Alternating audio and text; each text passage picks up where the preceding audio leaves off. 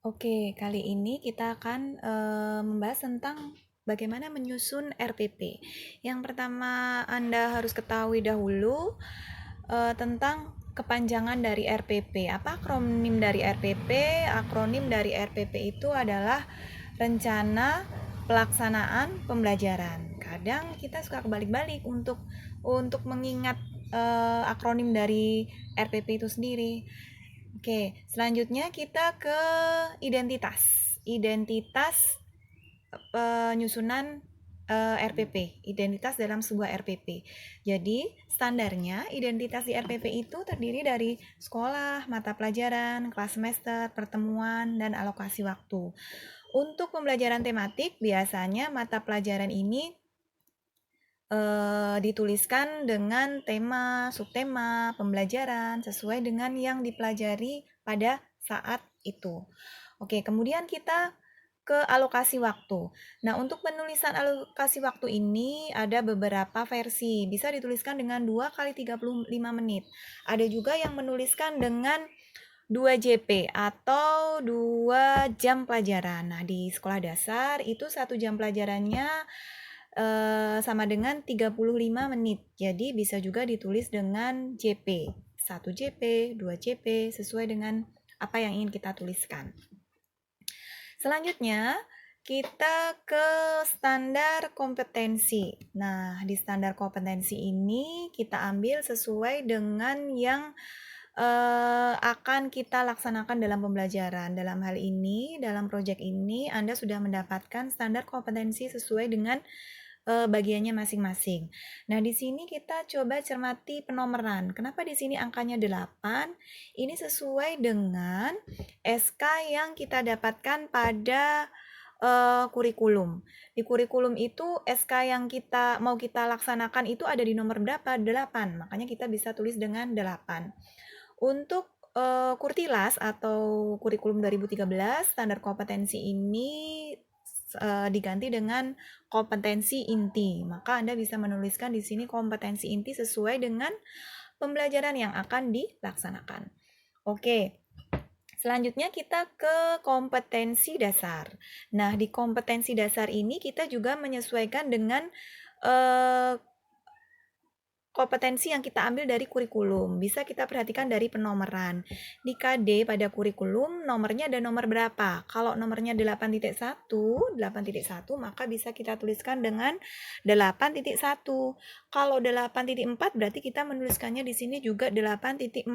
Intinya sesuai dengan KD yang tertera pada kurikulum. Nah, selanjutnya kita menuju ke indikator. Oke. Indikator. Nah, untuk membuat indikator ini kita tidak bisa lagi mengcopy atau mendapatkannya pada kurikulum karena indikator ini dibuat oleh guru atau dibuat oleh si penyusun RPP. Nah, ada beberapa hal yang perlu kita cermati dalam pembuatan indikator. Yang pertama kita lihat dulu penomoran. Nah, untuk penomoran ini caranya kita perhatikan dulu di KD. KD-nya ada nomor berapa? Kalau 8.4, berarti di sini kita tulis 8.4. Kalau di sini 8.1, di sini kita tulis 8, di indikatornya kita tulis 8.1. Nah, digit ketiga ini menyesuaikan berapa jumlah indikator yang nantinya akan kita tulis. Kalau kita tulis 4, berarti nanti langsung diurutkan. 8.1.1, titik 2, titik 3, titik 4, dan seterusnya. Selanjutnya, yang perlu kita perhatikan dalam indikator, ini sesuai dengan yang saya sampaikan pada file pengembangan silabus. Yang pertama tentang bagaimana merumuskan indikator. Nah, indikator ini, kenapa indikator ini berbeda-beda di setiap sekolah, setiap guru, setiap kelas bisa jadi indikatornya berbeda-beda di pembelajaran yang sama, tapi di dalamnya berbeda-beda karena menyesuaikan dengan karakteristik peserta didik, kemudian satuan pendidikan atau sekolah, dan juga potensi daerah. Jadi bisa jadi walaupun mapelnya sama, kelasnya sama, KD-nya sama, tapi indikatornya berbeda-beda.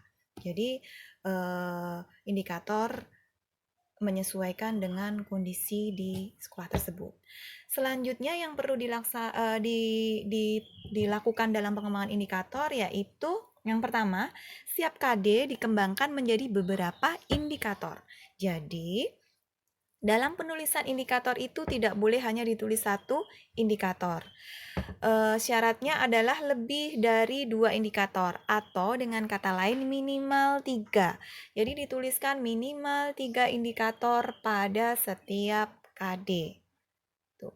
Kemudian yang kedua, indikator menggunakan kata kerja operasional yang dapat diukur dan atau diobservasi. Ini bagaimana maksudnya? Nah, kemarin ketika Anda diminta untuk menyiapkan taksonomi Bloom, itu maksudnya supaya Anda bisa mengetahui kata kerja operasional apa saja yang bisa Anda manfaatkan dalam penulisan indikator. Nah, kita lihat dulu di langkah ketiga atau di aturan ketiga, tingkat kata kerja dalam indikator lebih rendah atau setara dengan kata kerja dalam KD maupun SK. Nah, ini yang kita gunakan acuan juga yaitu kata-kata yang tertera pada taksonomi Bloom. Nah, saya tunjukkan contoh kata-kata operasional di taksonomi Bloom. Sekarang kita pahami dulu yang dimaksud kata kerja operasional yang dapat diukur itu bagaimana sih gitu. Jadi kata kerja operasional yang dapat diukur itu misalnya begini. Kita misalnya menggunakan kata memahami, mengetahui. Nah, itu cara mengukurnya bagaimana memahami, mengetahui. Kalau kita menggunakan kata kerja operasional menyebutkan. Nah, menyebutkan ini lebih bisa kita ukur. Kenapa? Misalnya begini, kita meminta siswa untuk menyebutkan bagian-bagian dari bunga. Nah, itu kita bisa menilai ketika siswa menyebutkan bagian bunga itu kelopak, mahkota. Nah, itu kita bisa menilai ada berapa bagian bunga yang disebutkan. Tapi, kalau kita menuliskan dengan mengetahui, nah mengetahui ini ukurannya apa? Kalau mendeskripsikan, menyebutkan, membaca, nah itu kita bisa mengukur. Tapi ketika kita menggunakan kata mengetahui, memahami, nah itu tidak bisa diukur sehingga dia bukan merupakan kata kerja operasional. Nah, ini kata kerja operasional yang bisa kita lihat dari taksonomi Bloom. Jadi KKO di taksonomi Bloom itu seperti ini. Nah, di sini tertulis ada C1, C2, C3, C4, C5, C6 dan seterusnya. Ini maksudnya kita sedang berada di ranah kognitif. Sehingga ini ada C1 itu maksudnya kognitif dalam bahasa Inggris atau menggunakan C, cognitif. Nah, kenapa ada C1 sampai C6? Ini C1 sampai C6 ini menunjukkan tingkatan dari KKO tersebut atau tingkatan ranah kognitif tersebut. C1 ini lebih rendah dari C2, kemudian seterusnya C6 ini ranah kognitif yang paling tinggi atau tingkatan yang paling tinggi. Kalau Anda pernah mendengarkan ada istilah HOTS, HOTS atau High Order Thinking Skills, itu ketika di ranah kognitif dapat ditunjukkan dari kata ini. Jadi semakin tinggi C-nya, semakin tinggi kata kerja operasional di bagian kognitifnya, dia semakin HOTS atau semakin High Order Thinking Skills. Nah, yang di bawah ini masih tingkatan low. Jadi bisa disebutkan low order thinking skills. Semakin ke kanan, semakin tinggi tingkatan ranah kognitifnya. Di sini disebutkan ada beberapa kata kerja operasional yang bisa digunakan di setiap tingkatannya. Nah, selain kognitif, nanti di taksonomi Bloom juga dijelaskan ada ranah afektif. Ranah afektif juga ada tingkatannya juga. Kemudian ada juga ranah psikomotor. Nah, ranah psikomotor ini juga ada tingkatannya juga dari yang low sampai yang high.